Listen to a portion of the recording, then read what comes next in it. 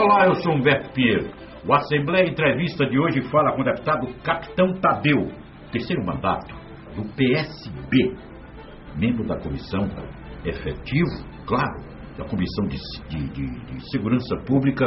Capitão Tadeu é uma voz nos quatro cantos do parlamento baiano que já tem uma imagem absolutamente construída, a da seriedade, da competência e do amor pela causa que abraça, que não deixa de ser sua. Pacto pela Vida. O governo lança com toda a pompa o programa. Qual é a opinião do especialista em segurança, deputado Capitão Tadeu? Inicialmente queria cumprimentar todos os nossos teleouvintes, né? Dizer que é um prazer mais uma vez estar aqui dialogando com a sociedade baiana sobre as questões de interesse coletivo. O Pacto pela Vida, Humberto, eu parabenizo o governo por estar lançando o Pacto pela Vida. Durante 4 anos eu disse claramente que o governo da Bahia não tinha um projeto de políticas públicas para a segurança pública. Essa foi a grande crítica que eu fiz ao governo. E eu criticava com muita tranquilidade, porque eu apresentei um projeto de políticas públicas para o governo e o governo sequer analisou, né? O governo não analisava, também não apresentava uma proposta alternativa. Então eu criticava. E eu tenho a habilidade moral agora de dizer que o governo achou o caminho certo. O Pacto pela Vida, eu já estudei o Pacto pela Vida, é um bom caminho, é um bom início. Nós não vamos colher resultados a curto prazo. Qualquer política pública só se colhe frutos depois de algum tempo, é a médio e longo prazo. Lamento apenas que o governo tenha demorado tanto para copiar Pernambuco. O Pacto pela Vida foi iniciado em Pernambuco no início da gestão de Eduardo Campos. Agora já se colhe os frutos em Pernambuco e a Bahia agora que resolveu copiar Pernambuco. Tudo bem que copie. O que é bom é para copiar mesmo. Aliás, Coco Chanel dizia que a cópia é o mais alto grau de reconhecimento, né? Se o projeto é bom, tem que copiar. Eu não sou contra a cópia. Agora, 4 anos para fazer uma cópia, a gente fica meio triste, né? Foi muito lento o governo em fazer a cópia. Mas, de qualquer forma, o governo está de parabéns. É um bom início, é um bom projeto. Faltam ainda alguns pontos. Pontualmente precisa de correções, mas é normal. A gente não pode imaginar também que um projeto já se inicie perfeito. Ele vai ter que ter ajustes. Nós já estamos elaborando projetos para aprimorar esse bom projeto. Parabenizo aqui o governador, parabenizo o secretário de Segurança Pública, começou muito bem. O comandante-geral da Polícia Militar também começou muito bem, o novo. O delegado-chefe, excelente delegado-chefe. A equipe da Segurança Pública hoje, inclusive o Dr. Raul do Departamento de Polícia Técnica, é uma equipe muito competente, começaram bem. Para o início de gestão da segurança pública, eles começaram excelente. Fica aqui meu registro, meus parabéns. Deputado, não está distante. O senhor foi um crítico ácido do encaminhamento da postura do governo com relação à segurança pública. De dentro do governo, o senhor foi a voz mais resistente à prática, à postura do governo. Isso levou o senhor a determinar dificuldades enormes de trânsito interno do governo Wagner. O que o fez mudar de postura e de visão com relação ao governo? Tantos acertos assim, em tão curto espaço de tempo. O governo lhe ouviu, deputado? Olha, primeiro, Roberto, eu vou dizer que eu não mudei. Eu continuo coerente. As minhas críticas era porque o governo não tinha um projeto de políticas públicas. Essa era a minha crítica. Ele não tinha um projeto de política pública, isso fez com que a violência aumentasse. Naturalmente, se eu critico porque o governo não tem um projeto de políticas públicas e o governo apresenta um projeto de políticas públicas, eu tenho que reconhecer, né? Eu não critico por criticar, eu critico construtivamente. Então, na medida em que eu criticava porque eu não tinha um projeto e agora apresento um projeto, eu tenho que parabenizar o governo, porque apresentou um projeto. Agora, o desenvolver do projeto é que nós vamos acompanhar. Eu acabei de dizer que o projeto apresenta algumas falhas pontuais, mas nós vamos apresentar projetos para aprimorar esse projeto. vou torcer que dê certo, eu quero que dê certo, eu quero que o governo vá que dê certo, eu quero que nós, cidadãos, tenhamos segurança pública, entendeu? Então eu sempre disse, olha, quando o governo estiver errado, eu vou criticar mesmo, sem nenhum problema. Quem quiser fazer cara feia, que faça, eu não tenho medo de cara feia. Agora, quando o governo estiver certo, eu vou parabenizar, eu vou elogiar. Então, o Pacto pela Vida é um excelente projeto. É um excelente projeto. Eu tenho que parabenizar pelo projeto. Há 5 anos atrás, eu apresentei ao governador Jacques Wagner um projeto de políticas públicas para a segurança pública, que é dentro dessa linha do Pacto pela Vida.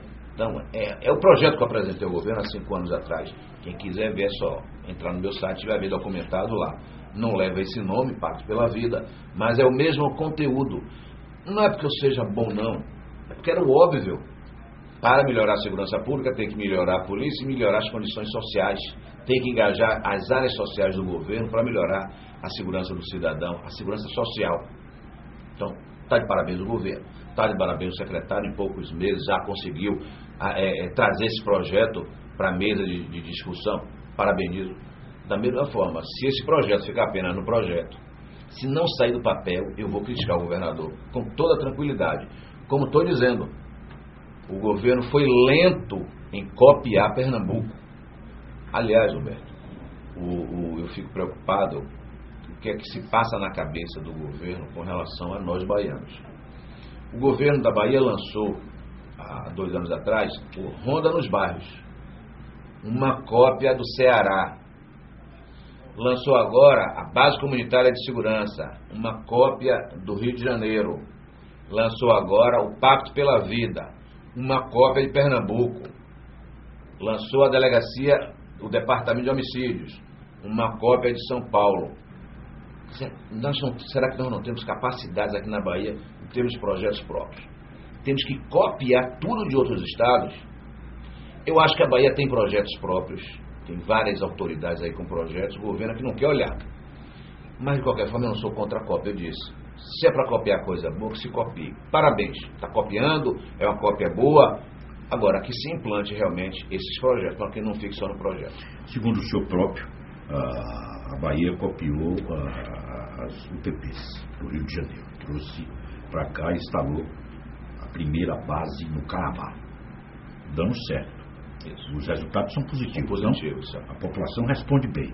Agora, deputado, assim como no Rio de Janeiro, a instalação de outras bases em outras comunidades, ela rola num processo lento, deputado, não chega na velocidade do clamor da população. O que precisa ser feito? Emendo. O senhor tem o custo da instalação dessa base do Calabá, para que a gente tenha uma visão da velocidade que isso pode chegar às outras comunidades, deputado? Roberto, nem o governo tem o custo da instalação dessa base.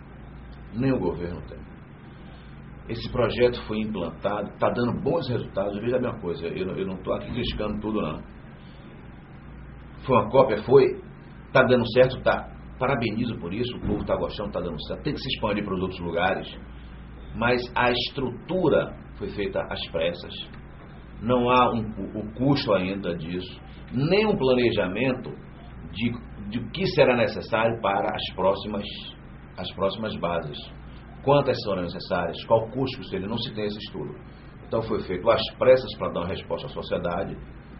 Está certo, tinha que fazer isso, foi feito, mas não há um planejamento ainda. E outra coisa, esse modelo ele não se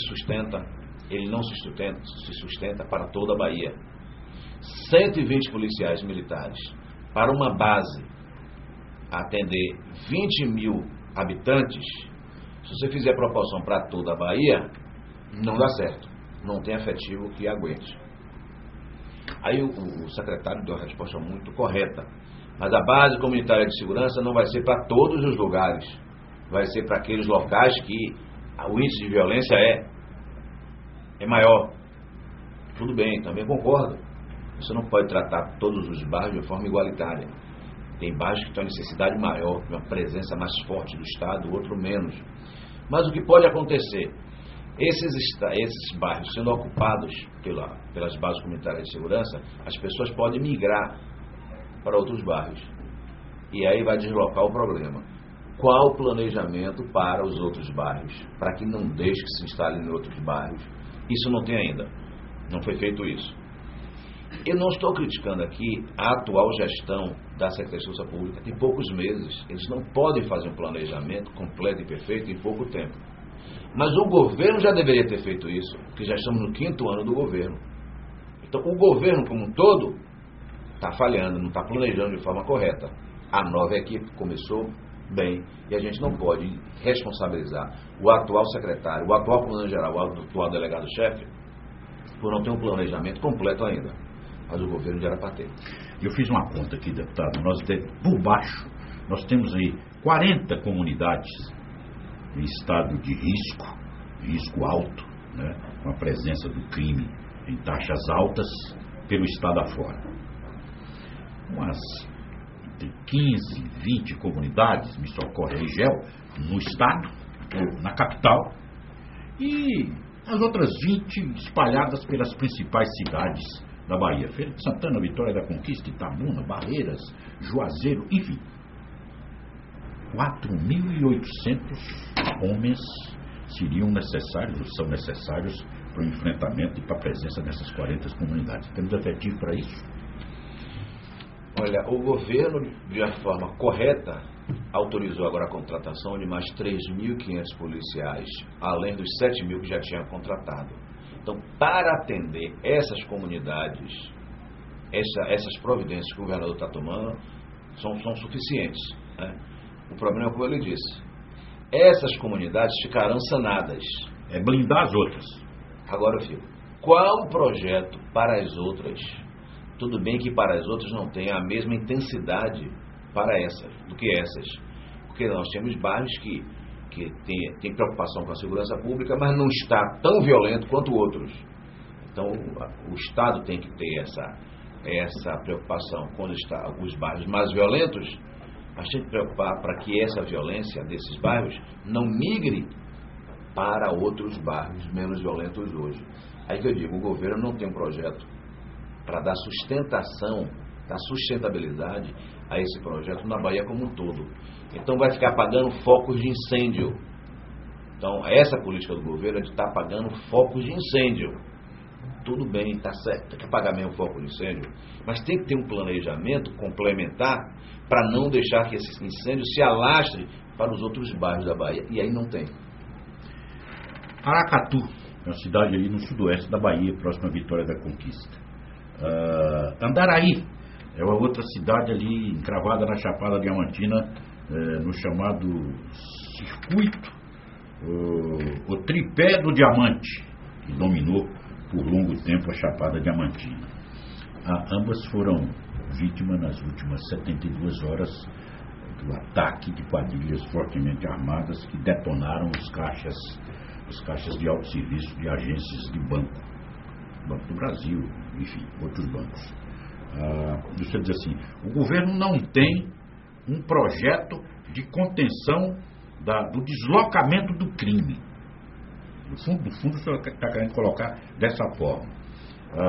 Fazer o que agora para proteger as pequenas comunidades do interior, deputado? Como eu disse, tem um projeto de segurança pública, né, amplificado e observando esses fenômenos. Como ele disse, eu não estou criticando aqui, eu estou fazendo uma análise muito técnica. Eu estou parabenizando o governo pelo Pacto pela Vida.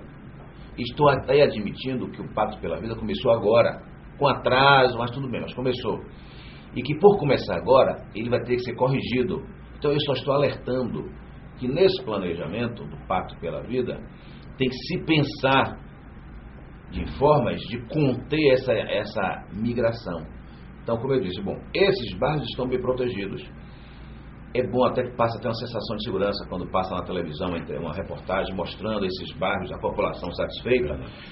Toda a população sente aquela sensação de segurança. Olha uma luz no final do túnel. Isso é bom. Ameniza a crítica e dá fôlego ao governo para trabalhar. Mas, tecnicamente falando, os demais bairros estão desprotegidos. O que está sendo feito no planejamento para esses outros bairros não tem. É esse levantamento que eu estou colocando, né? Mas de uma forma contributiva. O governo vai realizar agora, na próxima semana, uma audiência pública com a população para discutir o pacto. Eu me inscrevi como cidadão. Eu vou participar como cidadão para levar a sugestão. Então, o que eu estou fazendo aqui, eu estou pontuando questões que precisam ser colocadas no Pacto pela Vida. E, inclusive, o secretário de Segurança Pública, ele muito sensato. De todos que passaram aí, para mim é o melhor. O atual secretário é o melhor. O governador foi muito feliz em escolher secretário. Ele foi tão sensato que ele disse: estamos abertos a propostas, a sugestões para aprimorar. Estamos iniciando o processo. Então, está aberto a aprimoramento. E aí, o deputado Capitão Tadeu vai ser um dos signatários de proposições. Com certeza. Então, eu não estou fazendo críticas ao secretário, não estou fazendo críticas ao comandante-geral, ao delegado-chefe, pelo contrário. Eles começaram bem. Agora, por ser o começo, precisa ser readequado, e eles mesmos admitem isso, que precisa disso. Então, precisa da colaboração de todos com o projeto, com ideias. Eu só estou mostrando que esse problema corrige esses bairros, mas não cobra os demais. E aí você foi feliz em mostrar que essa onda de violência, com explosão de caixas bancários pelo interior, é fruto de quê? Você tem uma cidade com 15, 20 mil habitantes pelo interior, com 4, 5 policiais, e um bairro de Salvador com 20 mil habitantes tem 120. Então é uma desproporção muito grande. Está certo, mas tem que dar prioridade aos locais onde a violência está maior. Então, o governo, o secretário agiu certo nisso. Agora, vamos pensar agora, né, como evitar que isso aí não vá para os outros bairros, para as outras cidades. 136 emendas, deputado. Eu estou sendo até cansativo com relação a essa pergunta a todos que dividem comigo essa bancada, e o senhor não vai ser diferente. 136 emendas. O projeto ficou aqui durante o ano de parte de 2009, 2010 todo. Foi retirado da pauta. Saiu. Foi embora. A angústia da população continua a mesma. O problema cresce a cada dia que passa. Um verdadeiro assinte aos direitos mais elementares da população. E aí o senhor diz assim: o governo foi lento. A Assembleia não está sendo lenta, deputado, ao apreciar o projeto de privatização dos cartórios, deputado? Está sendo lenta. Aliás, a Assembleia sempre foi lenta, continua sendo lenta. Ela não está tendo responsabilidade para com os projetos de deputados, né? E o deputado Marcelo Nilo, na condição de presidente, ele tem um esforço para colocar projetos de deputado para ser votado, e é uma dificuldade votar projeto de deputado aqui. E a Assembleia sempre lenta, não dá atenção aos projetos dos deputados, mas essa questão aí da privatização está havendo alguns desdobramentos, não só dentro do Poder Legislativo, mas também dentro do Poder Judiciário, que é o autor do projeto, né? Foi encaminhado pelo Poder Judiciário. Então tem alguns senões que ainda não foram bem amarrados pelo Poder Judiciário. Então é também um problema para ser equacionado esse afinamento do projeto por parte do Poder Judiciário. O senhor, evidente que o senhor não está autorizado a dizer quais são esses sinões aqui publicamente. Em última análise, é a questão de cartórios que são lucrativos e os deficitários. Então, essa discussão, né, quem fica com o cartório que dá lucro e quem fica com o cartório deficitário. Resumidamente, isso essa questão, entendeu? Da mesma forma que ocorre com relação à privatização dos aeroportos do Brasil. Querem privatizar, mas somente os lucrativos, né? E os que são deficitários, ninguém quer privatizar. Então o governo vai administrar os deficitários e a iniciativa privada pegar o filé.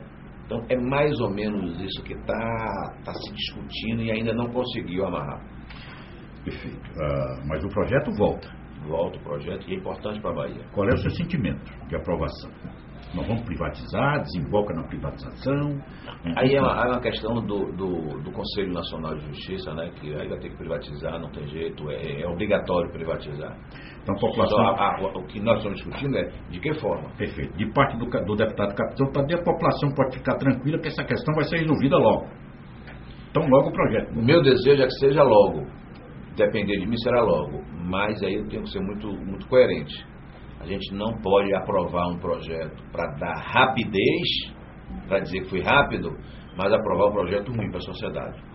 É melhor debater um pouquinho mais, aparar essas arestas, do que jogar para a sociedade um projeto mal feito, onde os deficitários ninguém queira, e aí a população fique prejudicada com um atendimento péssimo naqueles deficitários e naqueles que dão lucro ficarem funcionando bem. Então tem que se pensar um mecanismo bom para isso. A classe política é uma classe extremamente criticada, deputado, pela população. A imagem é ruim e se desgasta a cada dia que passa. E os bons políticos, no caso específico, por exemplo, o senhor é levado de roldão, é analisado por baixo. Claro, a população analisa por baixo, não tem jeito. E a cada fato que se sucede, deputado, essa imagem se deteriora mais. Eu quero ouvir do senhor, que é um político correto, que é um homem que vem para aqui para trabalhar, que é um homem que pensa de forma correta e séria na solução dos problemas da população. Qual é o seu sentimento como homem e também como político com relação, por exemplo, ao episódio do ministro Palocci? Olha, eu tenho uma formação jurídica, eu sou advogado, né, e eu tenho muito cuidado em não prejudicar as pessoas, né, não fazer um juízo de valor sem ter maiores informações. Eu não tenho maiores informações do caso Palocci, a não ser o que está posto na imprensa e no que o próprio Palocci falou na televisão. Então, baseado no que Palocci falou na televisão, que foram as declarações dele, a sensação que eu tenho é que houve tráfico de influência. Me ficou essa sensação, né? Ele nega, mas a sensação que ele me passou é que houve sim um crime de tráfico de influência. Eu não sou nada contra alguém ficar rico, desde que seja com trabalho, ser honesto. Não tem problema nenhum um deputado ter uma empresa e ganhar dinheiro com a sua empresa. Não vejo problema nenhum. Eu não vejo problema nenhum um ex-ministro da Fazenda, um ex-diretor do Banco Central, como todos, monta uma consultoria e por ter aquele conhecimento, aquela expertise naquela área econômica e prestar uma consultoria, né, orientar bancos, orientar grandes empresas com relação ao investimento, porque detém informações do cargo que ocupava. Eu não vejo nada de mais nisso, desde que seja de forma honesta. É meio estranho uma assessoria, mesmo de um homem competente como Palocci, que é um homem competente, foi ministro da Fazenda, deu estabilidade à economia do país no governo Lula. Ainda assim, eu acho meio estranho ele, em 4 anos, faturar o que faturou. Eu não conheço nenhum consultor que ganhe tanto dinheiro em tão pouco tempo com a sua capacidade de prestar uma consultoria. É muito dinheiro. 20 milhões foi colocado aí por consultoria em 4 anos. São 5 milhões por ano de consultoria. Eu acho estranho. Não posso afirmar, né, mas acho estranho. Aliás, o próprio governador Jacques Wagner também achou estranho. O Brasil inteiro está achando estranho isso. Eu acho que tem que ter muito cuidado em se investigar isso, para não sujar, macular a imagem de um homem de bem, mas também não deixar na impunidade alguém que tenha traficado influência em benefício de empresas. Há sinais, há evidências. Surgiram fatos novos agora, onde a casa que Palocci mora, a casa que ele mora, não é nem o que ele comprou por 6 milhões e 600 mil, é o que ele mora hoje. Ele hoje mora num apartamento maior ainda do que aquele, é um apartamento alugado, o valor de aluguel ali é calculado em torno de 15 mil, o aluguel. A taxa de condomínio é de cerca de R$ 2.500 só o condomínio, e esse apartamento está em nome de uma empresa cujo dono da empresa é um garoto de 23 anos e outro de 19 que ganham R$ 700 por mês. Eles não sabiam que era o dono da empresa, Eles não sabiam que era dono da empresa, não sabiam que era dono do apartamento. Então tem mutreta aí. Tem algo de podre aí. Palocci mora em um apartamento alugado, cujo dono não sabe quem é o dono, cujo dono não recebe o dinheiro do aluguel. Então está muito claro que ele é laranja. Aliás, ele próprio admitiu, numa revista de circulação nacional, que ele é laranja, que ele não tem conhecimento de nada disso, que estão usando o nome dele. E se ele é laranja, estão usando o nome dele, há alguma podridão. Bom, não estou dizendo que é Palocci que está por trás dessa podridão, mas ele que está morando, ele que mora ali, ele tem que mostrar. Ele está pagando aluguel para quem? Para quem ele está pagando esse aluguel? Quem está recebendo o dinheiro? Cadê o recibo? Ele tem que pelo menos esclarecer isso, né? Enquanto ele não esclarecer, nos dá o direito, enquanto cidadãos, de suspeitarmos de que há alguma podridão nisso. Perfeito. E isso então acaba respingando esse tipo de conduta, acaba respingando no chamado político correto. O senhor cobrava, com razão, velocidade no governo Wagner para um implemento de determinadas iniciativas. O senhor acha que o governo Dilma está lento com relação a esse aspecto, por exemplo, para firmar uma posição, deputado? Eu acho que não. Eu acho que Dilma ainda não está lenta. Tem poucos meses que ela assumiu a presidência. Tudo bem que ela era ministra da Casa Civil, ela já conhece os projetos, ela já conhecia todo o projeto, né, administrativo do governo, mas ainda assim, 6 meses de governo, né, com a burocracia da legislação que nós temos, eu acho que ainda não está lento, não. Agora, mais adiante, isso poderá vir se confirmar. Da mesma forma, quando eu disse aqui no início do governo Wagner, que eu disse, começou agora, vamos ter paciência, não pode exigir imediatamente. Mas quando chegou 2 anos de governo, que eu observei que nem projeto tinha, com 2 anos de governo não tinha projeto, e dizia, como eu disse aqui, quando se implanta um projeto, a gente só colhe os frutos 2, 3 anos depois. Quer dizer, no 5º ano do governo Wagner é que está implantando um projeto de políticas públicas. Só vamos colher o resultado no final da gestão dele. Agora vamos começar a colher alguns resultados pontuais, no Calabar, Nordeste Amaralina, mas coisas pontuais, muito pouco para um governo. Teve um dia que o senhor chegou e se elegeu vereador da capital. E o senhor construiu lá na Câmara de Vereadores uma presença marcante. De lá o senhor disse assim, olha, eu vou tentar uma vaga, uma cadeira no Parlamento Baiano, estadual. E de lá o senhor veio para cá e continuou nessa trajetória, né, avançando no processo. Momentos que enfrentou problemas, né, que imaginou até em parar, não é assim? De profunda decepção, mas momentos de avanços, de conquista, de vitórias, que fizeram com que é natural, fizeram com que a gente avance. Aí o senhor constrói uma imagem, claro. E aí a gente vê já, e eu confesso ao senhor, pessoalmente, de forma, eu vejo assim de forma, eu fico alegre, né? Eu vejo o seu nome aí sendo cotado para candidato a prefeito de Salvador. O senhor está pronto para o embate? Estou pronto para o embate. Não estou preocupado com o resultado da eleição, se eu ganho ou se eu perco, mas eu estou muito entusiasmado em ir para o debate com projetos para Salvador. Devo lhe dizer que eu já estou elaborando projetos para Salvador, né? Eu sou pré-candidato a prefeito de Salvador, mas já estou elaborando os projetos para mostrar que Salvador tem jeito. Se eu vou ganhar ou se eu vou perder é consequência da opinião popular. Se eu vou conseguir chegar à mente dos eleitores. Então, mas essa não é a minha preocupação.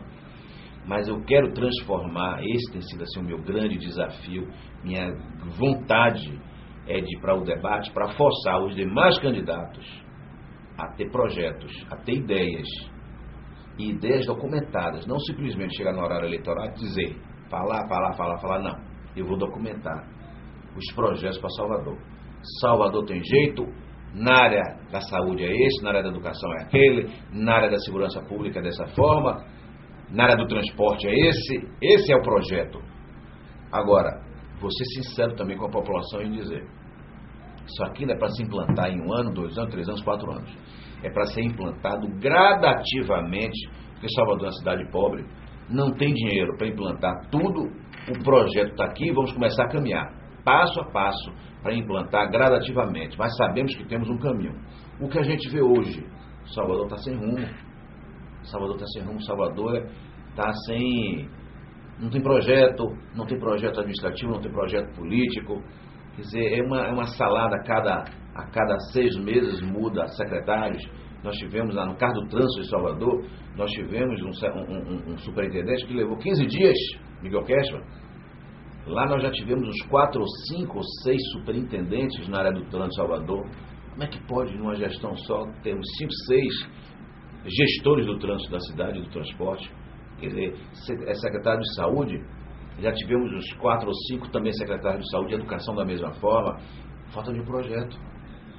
Então, eu vou apresentar os projetos, vou mostrar para a população. Querem projeto? Está aqui. Se eu perder a eleição não tem problema, mas eu vou forçar, eu vou cobrar que aquele que ganhar tenha o seu projeto. A gente não pode admitir que um governo não tenha projetos, que não nos dê esperança, porque o projeto é a nossa esperança. Tudo bem, Salvador vai funcionar dessa forma. Não vai ser daqui a 1 ano, 2 anos, 3 anos. Mas eu sei que daqui a 4 anos, metade do projeto estará concluído. E na sequência, gradativamente vai se implantar. Do jeito que está, realmente, Salvador está sendo destruído. Com relação a Salvador, por exemplo, o senhor é um homem que conhece Salvador, conhece a cidade de forma profunda. Qual é o rumo desse transporte, desse monte de proposta a nível de melhoria do transporte urbano, da chamada mobilidade urbana em Salvador? Que rumo nós vamos tomar adaptado? Aliás, qual é o seu projeto para essa área?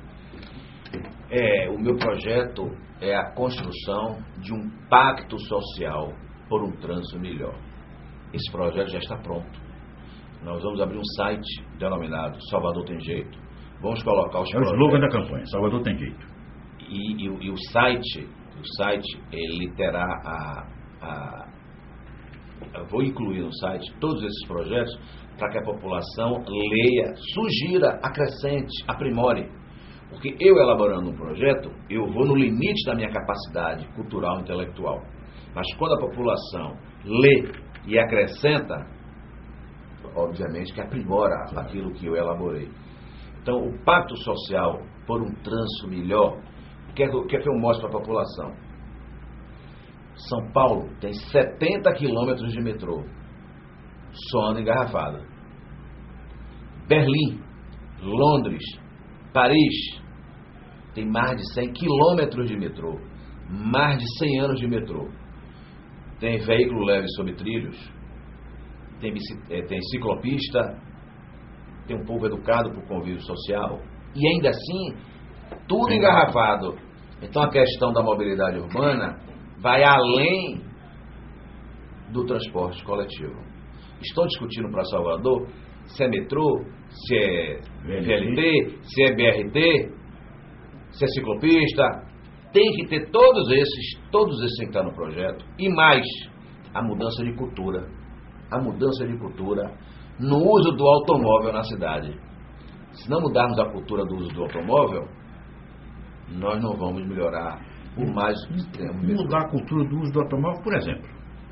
Por exemplo, banco funciona de 10 às 16. O setor bancário dá uma grande contribuição para o trânsito da cidade, porque os bancários, como tem que chegar no banco por volta de 9, 9 e meia, para começar a atender às 10, ele não sai de casa às 7 e meia, 8 horas. Então são menos carros, menos usuários do ônibus no horário do pico, entre 7 e 8 e meia. Ele sai às 16, 17 horas, porque ele fechou o banco, o atendimento tem que fechar as contas. Então ele sai por volta de 17 horas do banco. Ele não sai às 18, 19, que é o horário do pico. Se nós projetarmos isso para outros serviços, um pacto com o empresariado, por que o serviço público não pode mudar o seu horário de funcionamento? Por que a Assembleia Legislativa acaba o trabalho de todo mundo aqui às 18 horas e pegamos essa paralela totalmente engarrafada? Eu estou dando exemplo. Por que não se repensar o funcionamento da Assembleia? Em vez de começar aqui às 9 às 18, Se começar, digamos, das 10 às 19 horas, esticar mais um pouco para não ser na hora de engarrafamento. Eu sei que em determinados setores isso não será possível. Mas se 30% da população puder readequar o seu horário, a OAB pode ser chamada, o Instituto dos Arquitetos, o CREMEB pode ser chamado, para entrar nessa campanha. Os profissionais liberais que são donos do seu horário, fazer um estímulo para que ele mude o horário deles. Né? Que ele mude o horário deles. Se fizer isso, se nós tirarmos 30% de pessoas do trânsito na hora do pico, nós temos quase 800 mil veículos circulando em Salvador. Exatamente 736 mil veículos. 10% disso são mais de 200, 30% disso são mais de 200 mil veículos a menos no horário. Então, esse pacto social poderá ser feito. Me ocorreu fazer uma pergunta para o senhor. O senhor é um estudioso da matéria. É evidente que o senhor não está obrigado a saber de tudo, óbvio. O senhor tem essa informação que é vital para esse processo. O senhor sabe me dizer quantos automóveis novos são emplacados na capital, deputado? Nos últimos 10 anos, a frota de Salvador cresceu 80%. 80% em 10 anos. Hoje nós temos 736 mil veículos. Há 10 anos atrás nós tínhamos 200 mais ou menos 250 mil veículos em Salvador. Quer dizer, cresce algo em torno de 30 mil veículos por ano. Quer dizer, é uma loucura. Pois é, então não vai ser metrô que vai resolver isso. Uma loucura. 30 mil veículos por ano. Se a gente dividir 30 por 12, 30 por 12 dá o quê? Dá em torno aí de...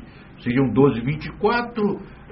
Nós temos mais de 2 mil veículos emplacados por... Tem anos que tem um pico maior, quando a inflação é mais baixa, quando há um aumento salarial maior, um pico, mas já chegamos a ter casos aqui de ter 5, 6 mil por mês em Salvador. Fica impraticável a cidade. Então, mobilidade urbana implica também em melhorar o transporte coletivo, mas fazer esse pacto. Use o automóvel, mas vamos usar de forma racional. A indústria, a universidade, o serviço público, pode repensar na mudança de horários. O profissional liberal pode mudar a mudança de horários. As empresas precisam ter um costume também de criar o trabalho domiciliar.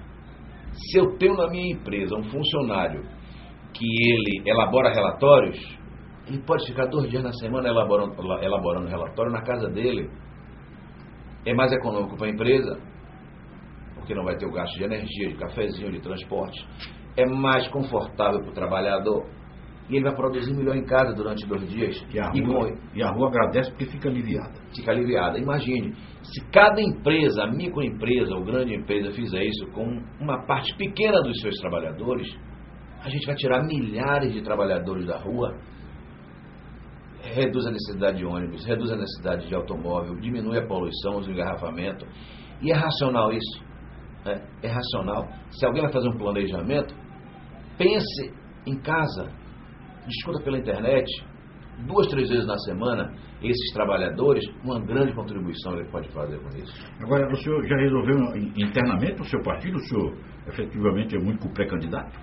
Não, eu quero, e ontem mesmo eu solicitei no meu partido, que o partido lance outros pré-candidatos. Eu acho interessante que cada partido tenha vários pré-candidatos, que se discuta internamente, que se debata, e depois que escolher um, que haja um debate com todos os partidos. Quanto mais candidatos tiver, melhor. Porque eu vou aprender com os outros candidatos. No debate, eu vou ver a ideia de outros pré-candidatos, eu vou assimilar, como ele vai assimilar comigo. Então, aquele que chegar na reta final como prefeito de Salvador, ele tem que sair muito sabatinado pelos demais candidatos. Ele vai ter um crescimento de ideias, de projetos para a cidade, e a população vai poder avaliar melhor. Então, dentro do PSB, nós temos muitos bons candidatos. Tem Iris da Mata, tem Sérgio Galdense, tem Leonelli, e todos esses candidatos internamente para o debate. É lógico que muitos desses não vão querer ser candidato. Leonelli, por exemplo, já disse que não quer. Lídice tem a questão dela estar no Senado, tem que se discutir se vale a pena ela deixar de ser senadora para ser prefeita de Salvador, mas não vai haver problema nenhum. Aquele que ganhar terá o meu apoio apresentando esses projetos, essas ideias. Nós falamos aqui com o correto, com o lúcido e com o competente deputado Capitão Tadeu. Foi um prazer tê-lo aqui. Eu agradeço essa oportunidade de estar aqui. Para mim é um prazer muito grande. Sempre digo assim que a gente fica muito à vontade, né? Numa entrevista com você aqui é uma coisa muito espontânea. Nem eu sei as perguntas que serão feitas, nem você sabe a que vai perguntar. Surge na hora, né? Surge na hora, sem corte, sem retoque, e a gente fica muito à vontade para falar o que pensa, o que acha. Isso é bom para quem está nos ouvindo, porque sai do coração, né? Sai do coração, sem nenhuma... Da cabeça também. Do coração e da cabeça, de uma forma muito espontânea. Então fica muito mais fácil para o cidadão conhecer os deputados quando eles estão aqui falando livremente, sem censura, sem elaboração de perguntas prévias e falando de improviso. Quando sai de improviso, sai do coração e sai da cabeça. Nós agradecemos a sua atenção. Muito obrigado. Canal Assembleia TV da Casa do Povo.